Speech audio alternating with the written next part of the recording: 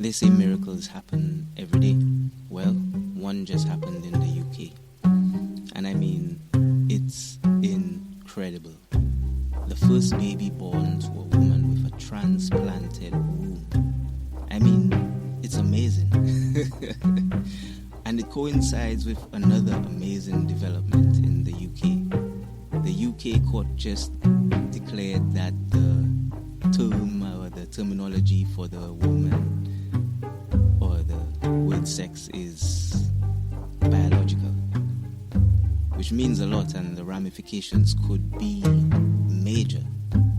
But once again, as I always like to say, Earth is an amazing place, not just the people, not just the places, but what we have yet started with it. So thanks for joining once again. And welcome to another episode of Focus. Okay. A little miracle. The first baby born in the UK to a woman with a transplanted womb. A miracle baby girl has become the first child in the UK to be born to a mother using a donated womb. The baby's mom, Grace Davidson, 36, was born without a functioning uterus and received her sister's womb in 2023 in what was then the UK's only successful womb transplant. 2 years after that pioneering operation, Grace gave birth to her first child in February. She and her husband, Angus, 37, have named their daughter Amy after Grace's sister who donated her womb. Holding baby Amy, who weighed just over 2 kilos, 4.5 pounds, for the first time was incredible and surreal, new mom Grace says. It was quite overwhelming because we'd never really let ourselves imagine what it would be like for her to be here. She says, it was really wonderful.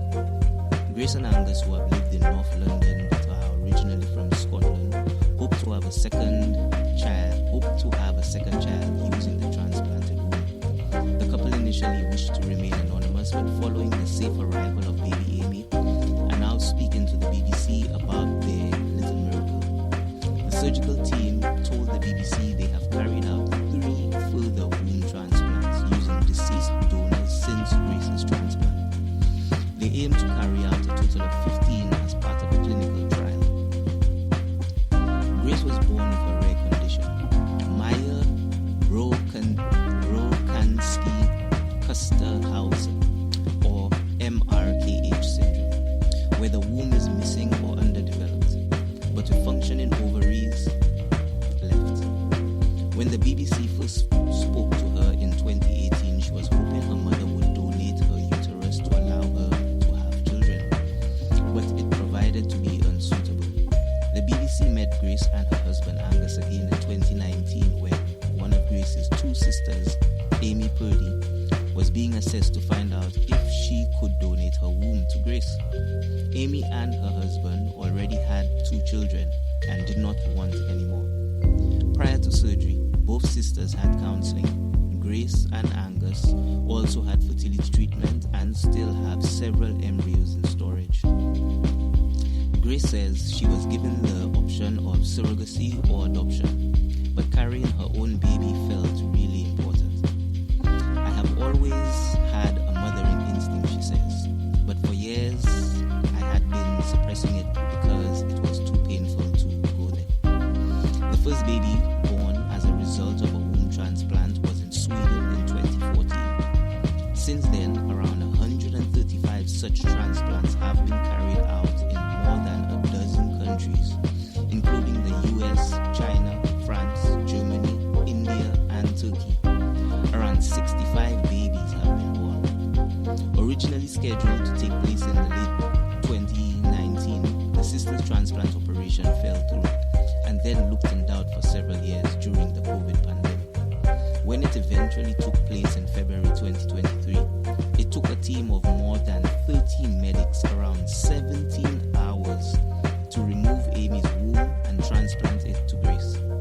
Isabel Corioga, the surgeon who led the transplant team at the Churchill Hospital in Oxford, says, although the procedure carried risks for both sisters, it was life-enhancing and life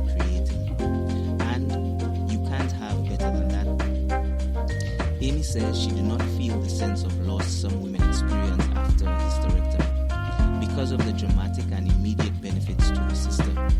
Grace had her first ever period within 2 weeks of the transplant and became pregnant on the first attempt at IVF. It was incredible to feel her baby's first kick, she says. Adding the entire pregnancy had been really special. Baby Amy was born by a cesarean section at Queen Charlotte's Hospital in West London on the 27th of February. It was an incredible moment full of joy, says surgeon Isabel Corrioga. Grace and Angus say they hope to have a second child as soon as the medical team say the time is right. The donated womb will be removed after the birth of the second child. This will allow Grace to stop taking the daily immunosuppressants she is currently on to ensure that her body does not reject her sister's womb. Taking these drugs can increase the risks of developing some cancers, especially if taken over many years. But surgeon Isabel Curioga says the risks should return to baseline once the womb is removed. Professor Richard Smith, a gynecological surgeon at the Imperial College Healthcare, who led the organ retrieval team, has been researching womb transplantation for more than 2 decades. He says his team is thrilled about the birth of baby Amy. I'm not often short of words, but when the baby came out, I was speechless. There were a lot of tears in the theater that day. The whole thing is astonishing and incredibly moving, Professor Smith adds. He says Amy's birth will give hope to many of the 15,000 women in the UK of childbearing age who do not have a functioning uterus, of whom 5,000 were born without a womb. Mr. Smith, head of a charity called Womb Transplant UK, which paid the NHS costs for Grace's transplant operation. All the medical staff gave their time for free. He told the BBC around 10 women have embryos in storage or are undergoing fertility treatment. A requirement for being considered for womb transplantation, each transplant costs around £30,000. He says the charity has sufficient funding to do 2 more. The surgical team has permission to perform 15 womb transplants as a part of the clinical trial, 5 with living and 10 with deceased donors. No details have been made public about the 3 women who have so far received wombs from deceased organ donors, but the NHS blood and transplant team told the BBC extra consent is sought from families for such rare donations. Baby Amy's father, Angus, says he and Grace will never be able to thank his wife's sister enough for enabling them to become parents. It was an absolute no-brainer that they would name Amy after her aunt, Angus says. The baby's middle name is Isabel, after the surgeon who led the womb transplant team. For Grace, having baby Amy has brought her even closer to her sister. It was incredibly difficult to let her do that for me, she says. It's a huge act of sisterly love. And, as I always like to say, it is amazing. I mean, definitely the people in this case. If not for them, we'd never know about such an incredible story. Not to mention the surgeons and that professor who dedicated 20 years to making this happen. I mean, it's an incredible achievement. But I'm not done yet. I want to cover one more story just so you can be on track with me when we get to the thoughts and facts. So, as I mentioned, the UK court rules the legal definition of a woman, or what the legal definition of a woman is, and as far as they're concerned, it's based on biological sex. So, the UK's highest court says the legal definition of a woman is based on biological sex. The Supreme Court has ruled that the legal definition of a woman is based on biological sex in a decision which could have far-reaching implications for who can access single-sex services and spaces. It came about after the Scottish government included transgender women in quotas to ensure gender balance on the public sector boards. The campaign group for Women Scotland argued that the sex-based protection should only apply to people born female. The judges were tasked with deciding on the correct interpretation of the word sex and woman. In the main piece of legislation setting out sex-based legal protections, specifically they ruled that the definition of sex as used in the Equality Act of the 2010 or the 2010 is binary and decided by biology. A person who was not born as a biological female cannot obtain the legal protections the Act affords to women by changing their gender with a gender recognition certificate. It's important to note that the Act still provides transgender people with protections against discrimination, and that the judges said it was not their place to weigh in on those decisions or those definitions, in the wider public debate. Our social affairs editor, Alison Holt, writes that the judgment brings clarity on the law, but the jury is still out on what the day-to-day differences it will make. So, all in all, the judges say the concept of sex is binary, while cautioning that the landmark ruling should not be seen as a victory of one side over another. Transgender people still have legal protection from discrimination, the court adds, and the Scottish government had argued that transgender people with a gender recognition certificate are entitled to sex-based protections, while for Women Scotland argued they only apply to people that are born female. For Women Scotland, they say it's grateful for the decision after a long road of legal battles, while charity Scottish Trans urges people not to panic. The Scottish government says it's acted in good faith and will work with Westminster to understand the full implications of the ruling. And I like this last one. The key takeaways: get to grips with today's developments so far. I mean, as I always like to say, Earth is amazing. The world is an incredible place. Not just the people, not just the places, but what we have done with it, what we have yet to do with it, and what we're doing with it today. As always, thanks for joining for another episode of Focus, and have a great day. As always, if you're not having one, there's still enough time to make it happen. Take care and have a good one. As always, for links to the stories, check out the show notes. For more stories like this, check out future episodes. And if you got time, stick around for the thoughts and facts. Take care.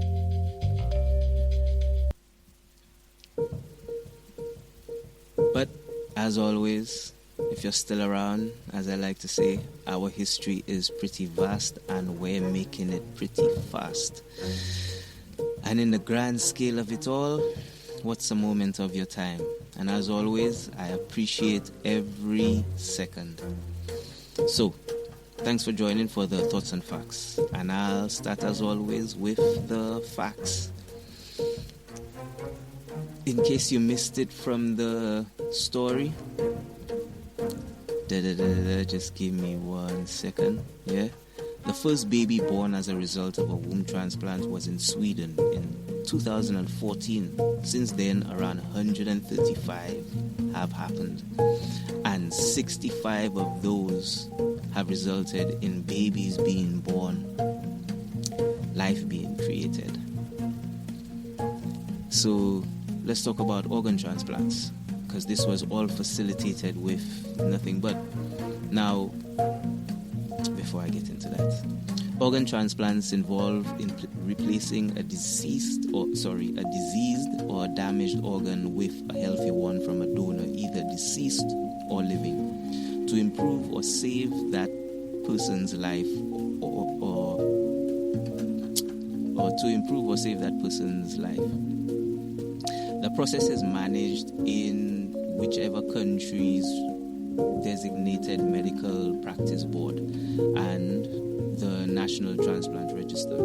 Matches for suitable donors are matches which matches suitable donors with those in need. How it works.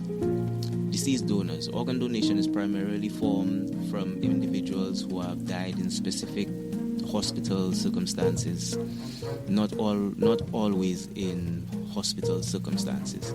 Living donors, some organs like a kidney or part of the liver can be obtained by a living individual who are healthy and obviously willing to donate.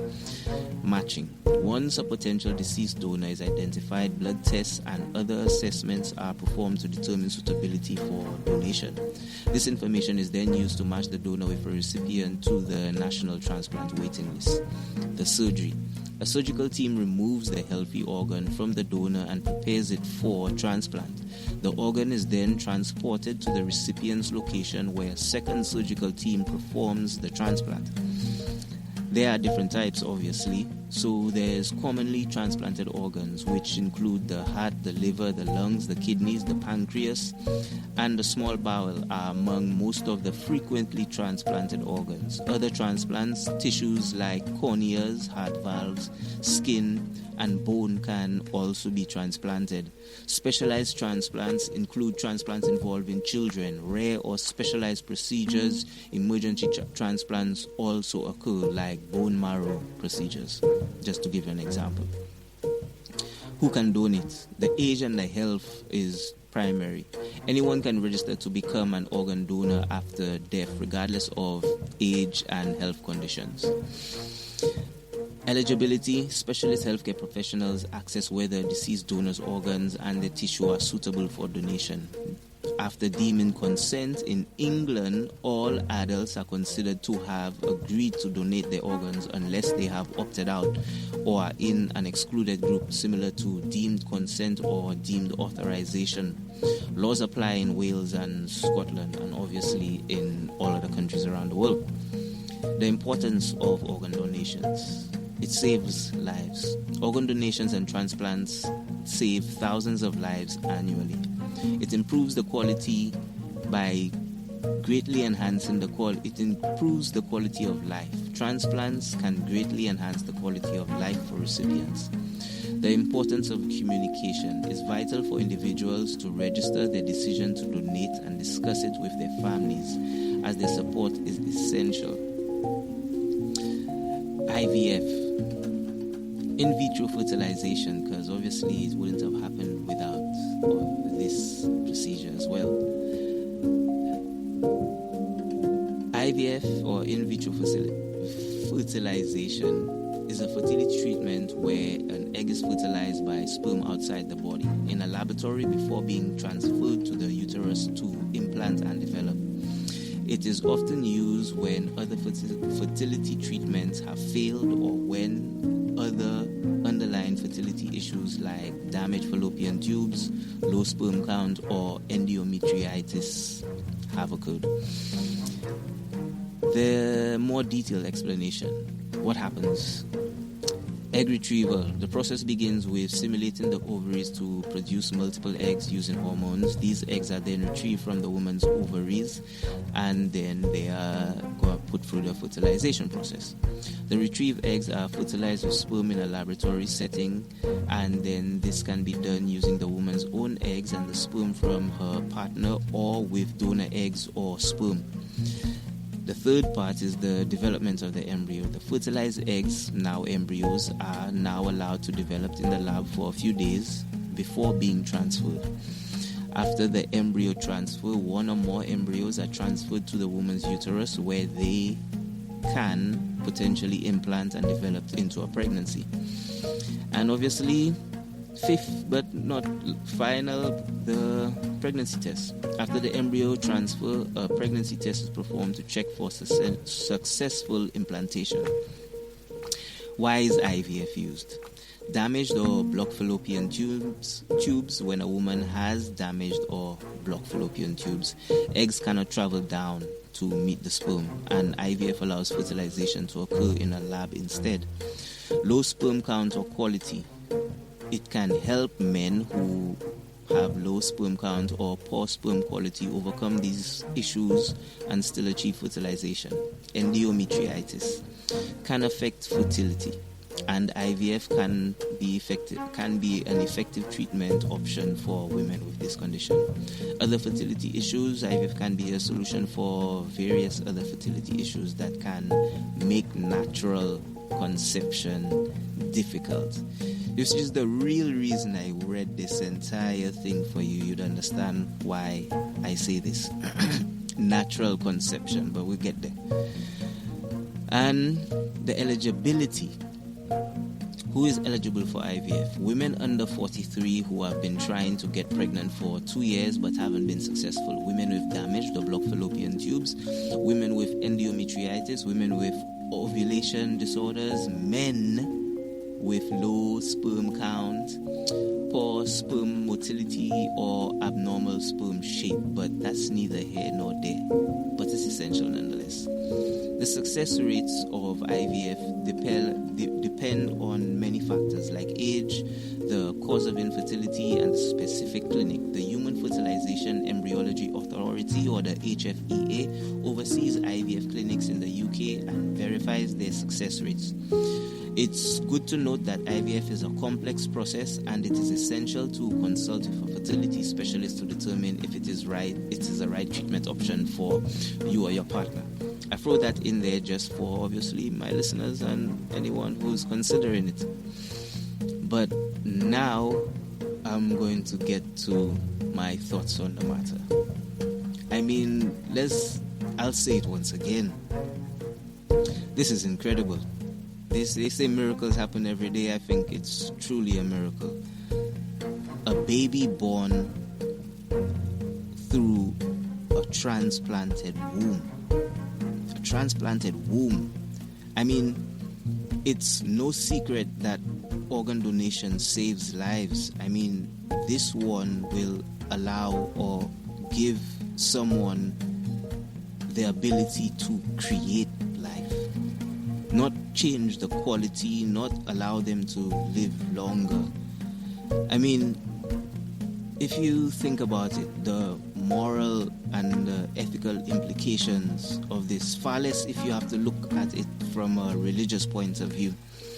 Some might agree or some might argue that this could change the world in a way that no one has quite predicted. I mean, the ramifications of both of these stories could be so far-reaching, it's unbelievable, and some people might not have the foresight to truly envision it. I mean, it did slightly touch on it in the article, but even the judges did not even want to put his hand into that basket to even pull out one of the possible futures that could occur.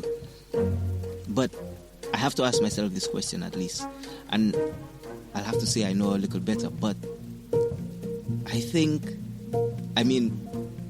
to, just put it out there, but I think it's a little coincidental that, the beginning of this year you had the first baby in the UK born from a transplanted womb, and then a little later down the line you've now got the UK government saying that the biological term for a woman basically sticks after this whole transgender issue.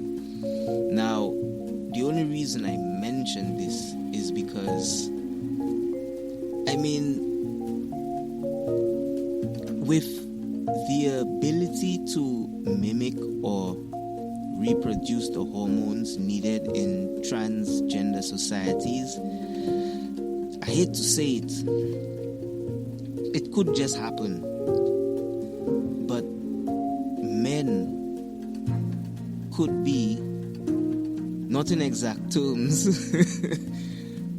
but could be carrying or delivering babies. Just think about it for a second.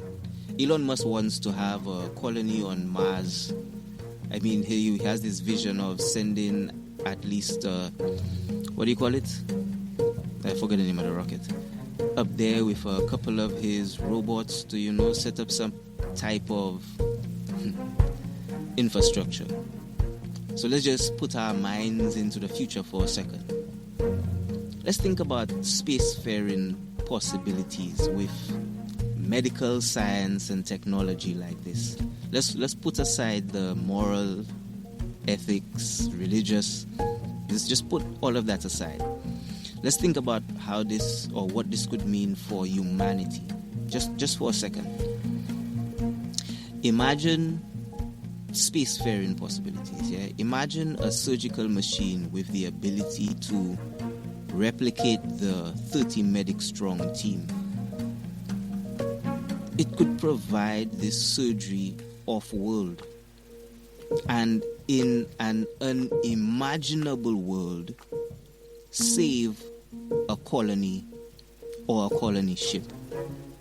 That's just, putting my head in the future. Elon Musk would have it be the very near future. Who knows if it's the distant future, but it's a future nonetheless. I won't say possible, like it couldn't happen. I could say inevitable, easily. If you look around right now at the level of medical machines that are in operating theaters right now, saving lives, performing surgeries that even doctors can't perform. But even then, let's look at that on the flip side as well, because obviously you will have surgeries that robots cannot perform, but you have doctors who can operate these machines from the comfort of their living rooms if they had the the user interface to connect with the machine. Whether or not there is a simple computer UI interface that allows them to operate it, I'm not entirely sure on the use of it. But the fact is, even NASA has demonstrated the capability by having, I think it was NASA engineers or NASA astronauts on the ISS control a robot that was on Earth. There's hundreds of thousands of miles between the space station and... Okay, not hundreds of thousands. I think it's about 50. Either between 50 and 70,000 miles up. I'll get back to you on the exact figures on that. It's neither near nor there. What I'm saying is, the fact is, over miles, these astronauts operated this robot, and it allowed them to carry out simple procedures. But right now on this planet, doctors can carry out these procedures using robots no matter where they are. We have what I like to refer to as type 1 capabilities. We have a communication system that stretches over the entire planet. Instant communication. A long reach from landlines or man, it's come a long way. Either way, the capabilities are there. So now imagine a robot that could carry out this same procedure and operate on 2 patients at a time. One where it removes the organ from, one where it puts the organ in.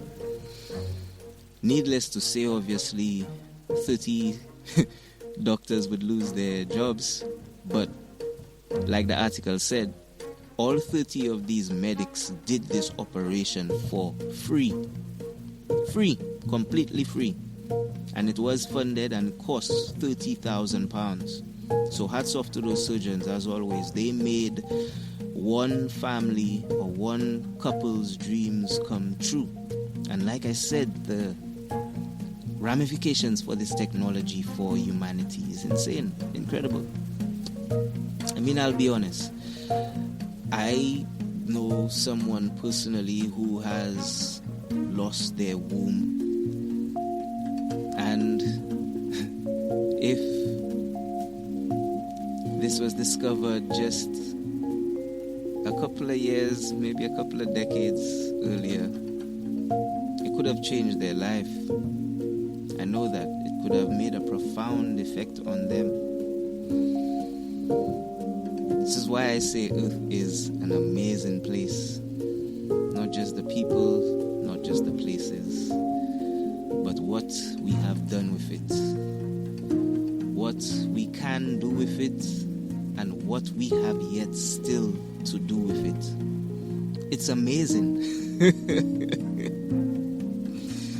But as always, as I like to say, our history is pretty vast and we're making it pretty fast. Thanks as always for sparing me a moment of your time. As I like to say, carpe diem. Let no one destroy your zen. Let no one destroy your peace. Have a great day. Take care.